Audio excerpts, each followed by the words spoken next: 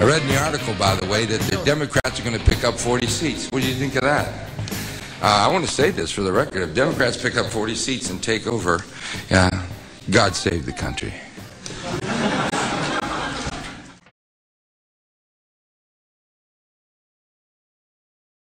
Something doesn't add up. Congress continues to spend more money on crime and cops, more money on jails and prison, pumps money into schools wherever possible, but you can still find drugs in our schools, guns and violence in our schools.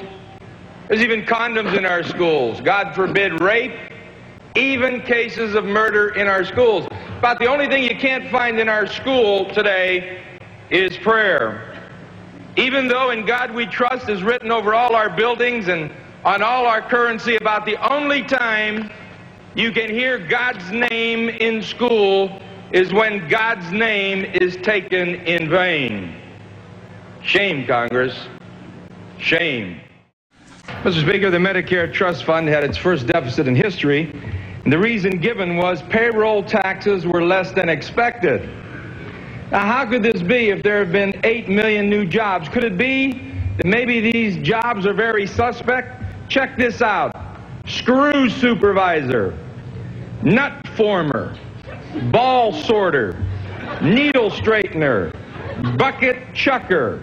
Check this out. How about a handkerchief folder, a drawstring knotter, a hooker inspector, a pantyhose crotch closer machine operator supervisor, a muff winder, a fur blower, a whizzer operator, a brassiere cup molder fitter.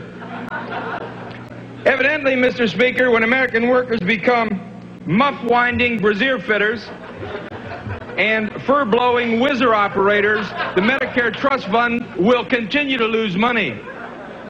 Maybe we better take a look at the issue and also take a look at these jobs that don't pay a whole lot of money. How about a drawstring knotter? How about sucker machine operator? How about carcass splitter? Just imagine if we create more sucker machine operators and carcass splitters, we'll even balance the budget. Now look, if anybody asks my opinion, I'd have to say beam me up, and I think these screw supervisors all work for the Internal Revenue Service.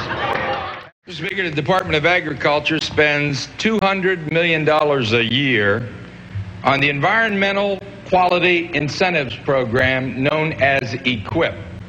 Now, the focus of the purpose of EQIP is manure.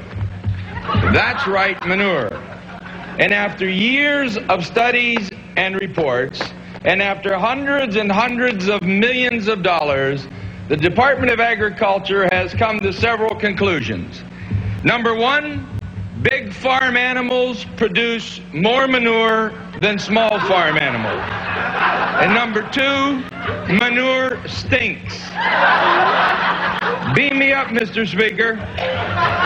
$200 million to determine that manure stinks. I think these environmentalists over the Department of Agriculture have been smelling too many methane fumes. Why not just let the chips fall where they may? It was brought up and said, Jim, why don't you go to Speaker Hastert?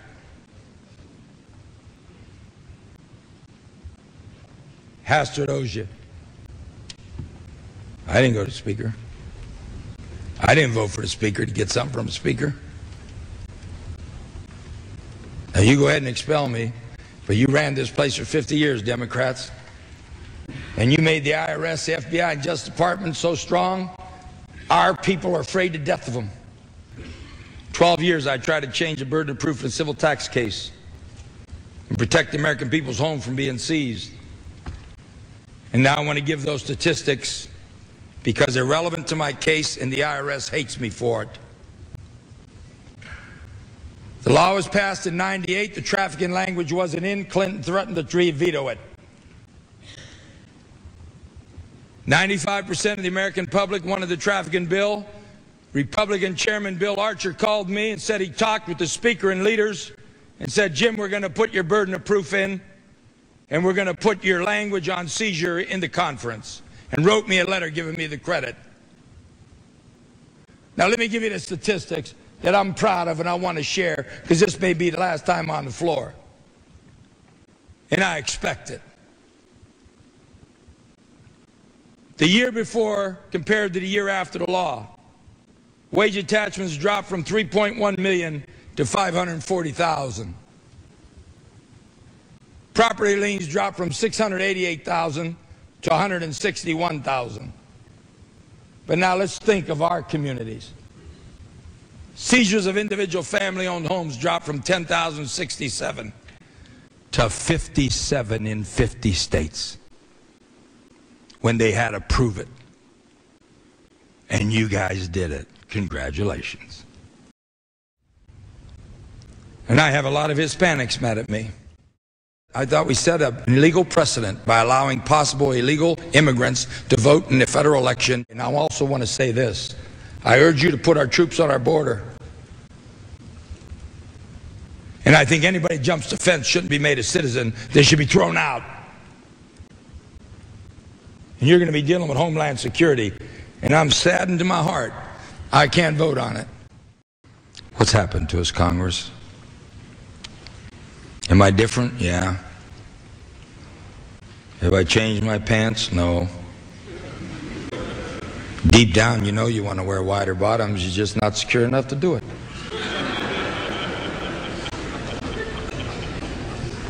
Do I wear skinny ties? Yeah. Coach, wide ties make me look heavier than I am, and I'm heavy enough. Do I do my hair with a weed whacker? I admit. I'll go to jail before I admit to a crime I didn't commit. And there was never any intent to commit a crime. And when they start bringing letters that you send the cabinet members trying to help your people, folks, there was a dangerous precedent set in U.S. versus Traficant. I retain and reserve the balance of my time.